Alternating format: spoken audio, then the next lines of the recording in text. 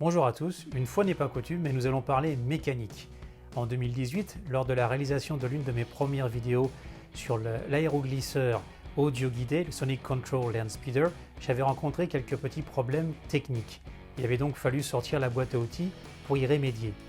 Et je vais vous présenter maintenant le reste de cette vidéo que j'avais jamais montée avec l'ensemble des parties pièce par pièce, démontage et remontage du Sonic Control Land Speeder.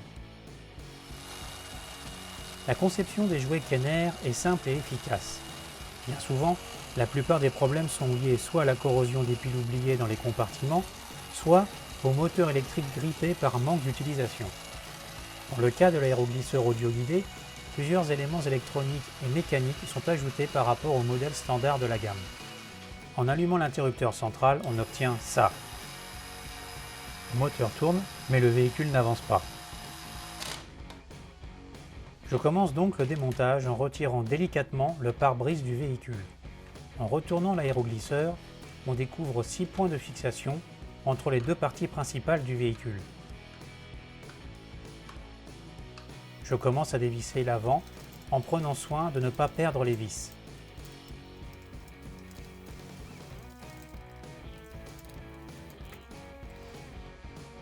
Une fois les parties latérales chromées retirées, j'ouvre la carrosserie du véhicule en retirant très lentement la partie supérieure. Je découvre que celle-ci est maintenue par des câbles électriques. Une vue d'ensemble permet d'identifier les éléments qui le composent.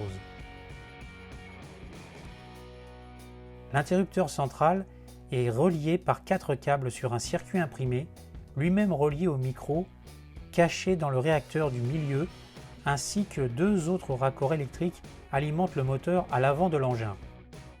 Après un bref diagnostic du circuit imprimé, soudure et câbles, tout laisse à penser que la source du problème se cache dans le système d'entraînement placé à l'avant, fixé par 4 vis. Par précaution, je démonte la roue motrice sous l'aéroglisseur afin de vérifier le mécanisme. Bien que dévissés, les 2 blocs cylindriques sont fermement attachés l'un à l'autre.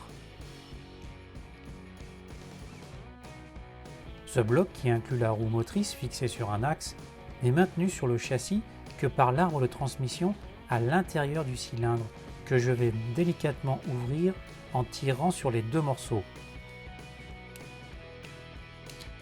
Ah, j'ai une petite pièce qui est tombée dans ma main gauche, et c'est un morceau d'engrenage cassé.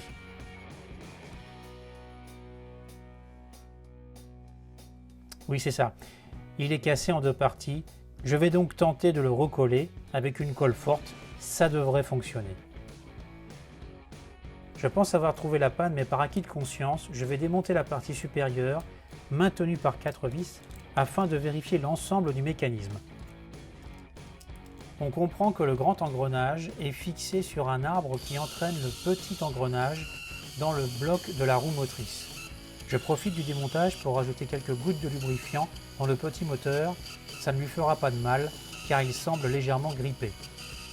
Pendant que le petit engrenage colle, je remonte l'ensemble du mécanisme avant où je glisse l'arbre de transmission fixé sur le grand engrenage. J'exécute un test pour vérifier que tout fonctionne avant de refermer l'habitacle en entier. Tout en positionnant les parties latérales chromées et les sièges sur la partie supérieure, je fais attention de ni coincer ni couper les câbles entre les 2 pièces de carrosserie ajoutées délicatement entre elles.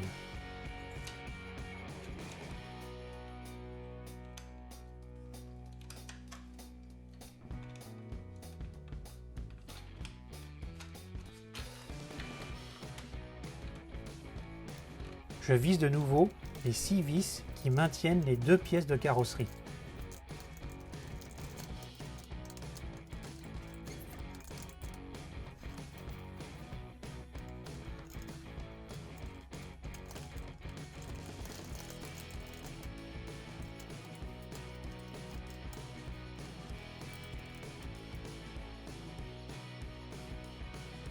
Maintenant, il s'agit de replacer le bloc en 2 parties qui maintient la roue motrice sur l'arbre de direction avec l'engrenage recollé sur ce même axe central.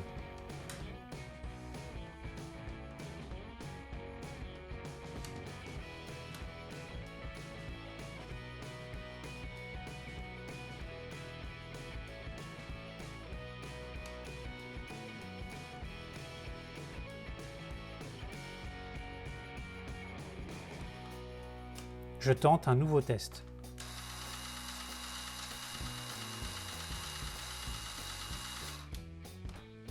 L'engrenage fixé tient bon, je replace la roue motrice sur son axe, glisser sur les deux supports et refermer le capot principal à l'aide des deux vis.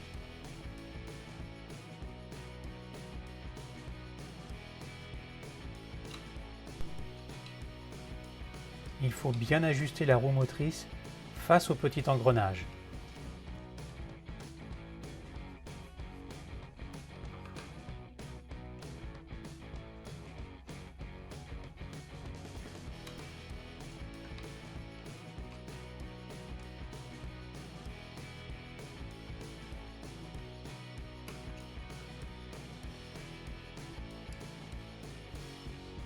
Une fois terminé, il faut revisser la deuxième partie cylindrique du support de la roue motrice.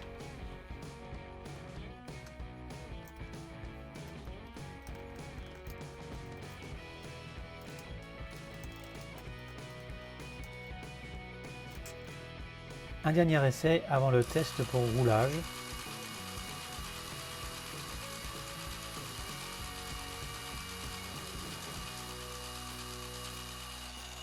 Et voilà, l'aéroglisseur fonctionne de nouveau correctement, donc tout est fin, prêt pour le tournage.